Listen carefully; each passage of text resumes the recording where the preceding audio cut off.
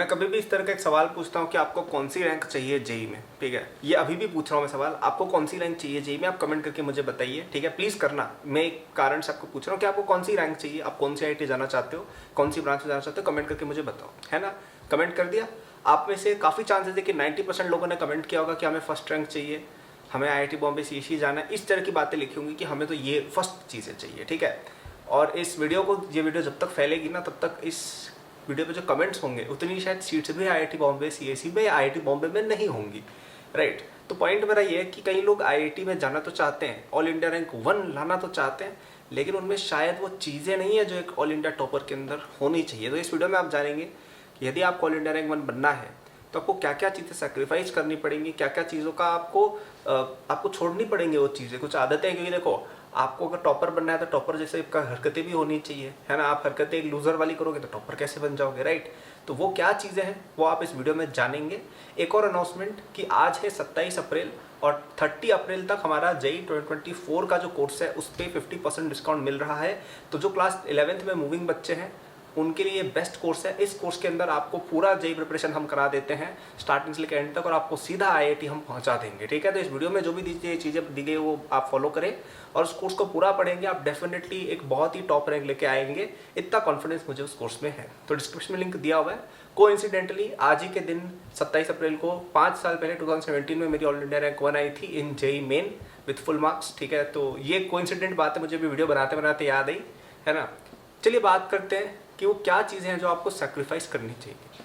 तो सबसे पहली चीज़ जो आपको सेक्रीफाइस करनी पड़ेगी, that you will have to leave quite a few of your hobbies या अदर इंटरेस्ट, ठीक है। तो आपका कोई और इंटरेस्ट या हॉबीज़ है, आपको उनको छोड़ना ही पड़ेगा। और ये केवल पढ़ाई की बात नहीं है, आप किसी भी महान व्यक्ति को देख लीजिए, आप सचिन तेंदुलकर को बुलाइए, आप धोनी को बुलाइए, आप कोई भी आपका फेवरेट, कोई एक्टर हो, कोई भी हो तुम्हारा फेवरेट, जिसको भी तुम पसंद करते हो, उसको एक बार देखना उसकी लाइफस्टाइल। काफ़ी चांसेस है कि वो 16, 17, 18, 19 उनके करियर की जो एकदम फाउंडेशन थी ना, तब वो बहुत तगड़ी वाली मेहनत कर रहे थे। उनके दिमाग में बैटिंग, एक्टिंग, इनके अलावा कुछ था ही नहीं। तो वैसे ही अगर आपको एकेडमिक्स के अंदर टॉप पे जाना है तो आपको बाकी चीज़ें छोड़नी ही पड़ेगी। तुम्हारी सबसे इंपॉर्टेंट चीज़ तुम्हारी पढ़ाई होनी चाहिए। अगर तुम चाहते हो मुझे 100 चीज़ें और करनी है तो तुम ये नहीं कर सकते। हाँ, आईआईटी शायद निकालोगे, ऑल इंडिया टॉप नहीं कर पाओगे। वैसे ही जैसे अगर आप प्रैक्टिस दिन में जितनी रिक्वायर्ड है उतनी नहीं कर रहे हो तो आप सचिन नहीं बन सकते, वैसे ही अगर आप यहाँ पे टॉप करना चाहते हो आप नहीं कर सकते यार, सिंपल सी बात है। आपको अपना सब कुछ देना पड़ेगा, क्योंकि बहुत लोग दे रहे हैं, आप नहीं दोगे तो कोई और दे देगा, ठीक है। रैंक 1 एक ही बच्चे की आएगी और वो कोई और बच्चे, बहुत सारे बैठे हैं इस तरह के बच्चे इंडिया में, ठीक है, बहुत सारे हज़ारों बच्चे बैठे हैं। और अगर आप नहीं दोगे एफर्ट, वो हज़ारों बच्चे उस रैंक 1 के लिए कम्पीट करके आगे निकल जाएंगे, ठीक है। तो आपको अगर कोई और चीज़ पसंद है, आपको सिंगिंग पसंद है, डांसिंग पसंद है, या आप एंटरटेनमेंट में कुछ मूवीज़ देखते हो, टीवी शोज़ देखते हो, स्पोर्ट्स या जो भी है, ये सब आपको देखो छोड़ना पड़ेगा, है ना। ऐसा नहीं कह रहा हूँ कि रोबोट बन जाओ, एक आध एंटरटेनमेंट का फॉर्म देखो रख सकते हैं सब लोग। मैं स्पोर्ट्स में थोड़ा इंटरेस्टेड था, क्रिकेट रोज़ खेल लिया करता था थोड़ा बहुत, तो वो मेरी हेल्थ के लिए भी अच्छा था और थोड़ा रिफ्रेशमेंट भी, और बॉडी भी मेरी अच्छी हो जाती थी, इस पर्पज़ से मैं खेलता था। तो एक आध कोई इंटरेस्ट हो जो रिफ्रेशिंग हो वो आप कर सकते हो।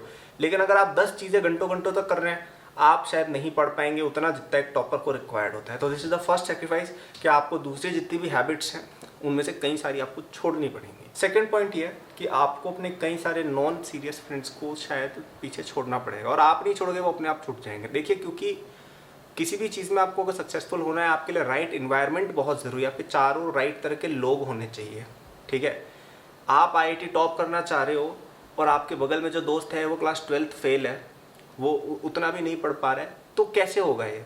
संगत का असर बहुत एक फैक्टर होता है और वो चीज़ आपकी परफॉर्मेंस को अफेक्ट करती है, ठीक है। आपको राइट माइंडसेट के लोग अपने चारों ओर चाहिए जो आपको पुश करें, जो आपको मोटिवेट करें, है ना।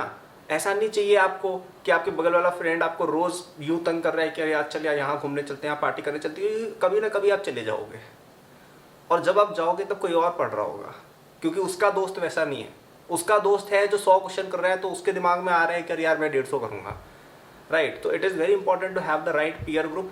तो आपके जो ऐसे फ्रेंड्स हैं जो स्टडीज़ को लेकर सीरियस हैं, जो जेई नीट या जो भी आपका एग्जाम है उसको लेकर सीरियस हैं, आप उनके साथ थोड़ा ज़्यादा एसोसिएट हो।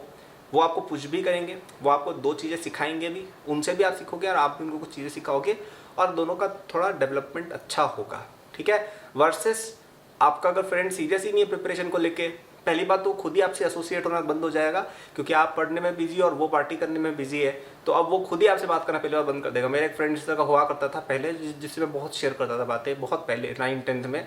धीरे धीरे वो खुद मुझसे दूर हो गया यार, धीरे धीरे खुद, क्योंकि उसका माइंड ही बिल्कुल अलग चलता था, उसको मजे करने हैं और मेरे को कुछ अपने करियर में करना है, right.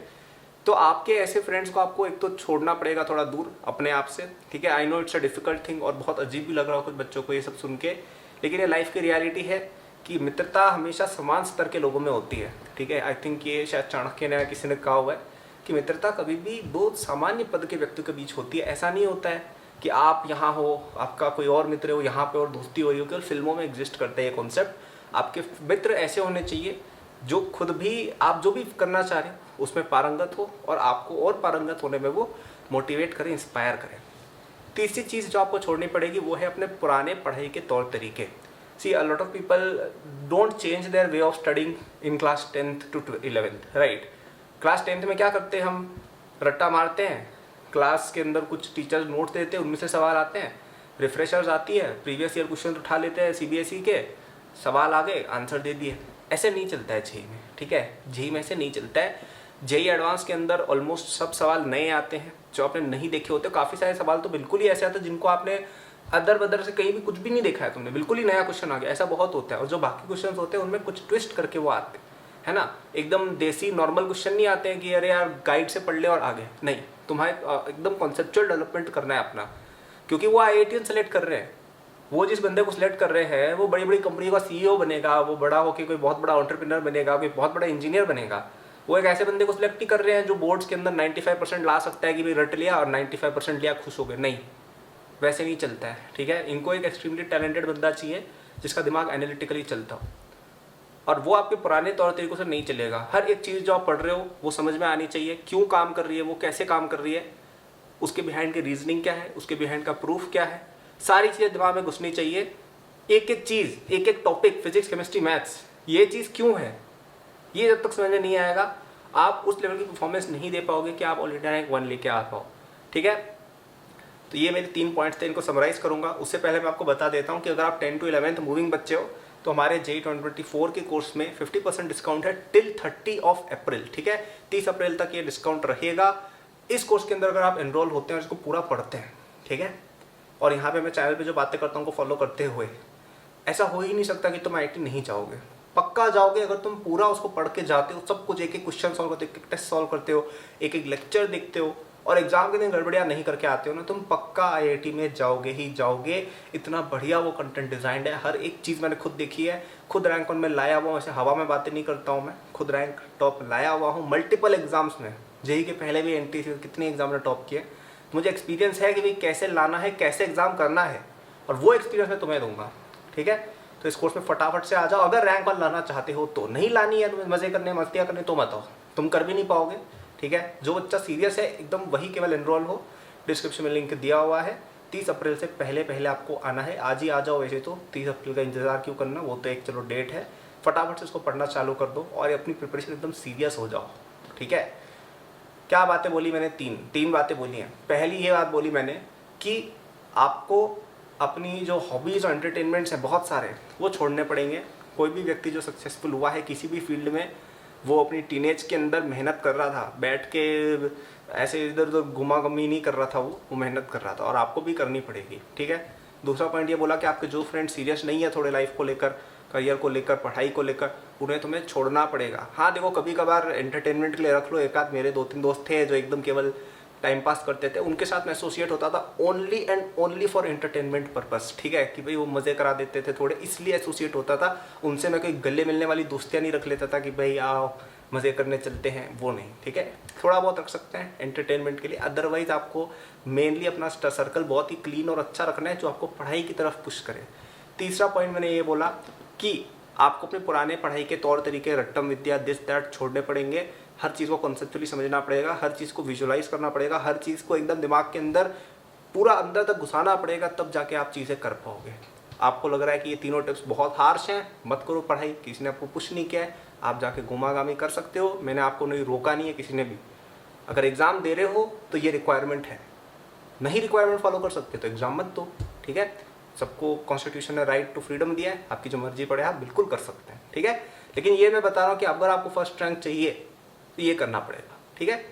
Good luck for your exams. अगर ये वीडियो पसंद है तो लाइक करना, चैनल को सब्सक्राइब अवश्य कर लेना, है ना। मैं आपको बहुत सारे इस तरह के बढ़िया बढ़िया वीडियोस बना के देता हूँ जिनसे अपनी पढ़ाई को बेहतरीन तरीके से कर पाएँ।